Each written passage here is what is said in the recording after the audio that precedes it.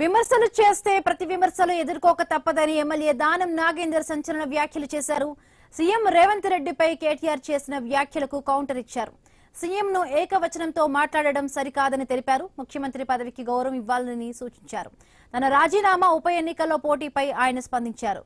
రాజీనామా చేయడానికి తాను సిద్ధంగా ఉన్నట్లుగా తెలిపారు. ఉప ఎన్నిక వస్తే మళ్లీ గెలుస్తారని ధీమాను వ్యక్తం చేశారు. కార్యకర్తల అండతోనే 6 సార్లు ఎమ్మెల్యేగా గెలిచారని అన్నారు.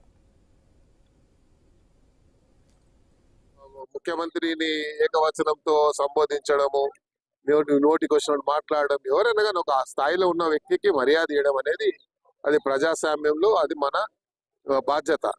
అలా కాకుండా వ్యక్తిగతంగా విమర్శించడం వల్లనే ఇవన్నీ వస్తున్నాయి. కాబట్టి రాజకీయంగా మీరు చేయొచ్చు. ఆయన కూడా ముఖ్యమంత్రి కూడా ఛాలెంజ్ చేస్తున్నాడు. మేము చేసిన అభివృద్ధి విషయంలో కానీ మేము ఇచ్చిన పెట్టినటువంటి స్కీమ్స్ మేము జరగలేదు అంటే ఎక్కడైనా సరే ఏ వేదికమైన ఛాలెంజ్ విసురుతున్నాడు. కాబట్టి ఆ ఛాలెంజ్ కు యాక్సెప్ట్ చేయకుండా మనం ఏకవచనంతో ముఖ్యమంత్రిని తిట్టడం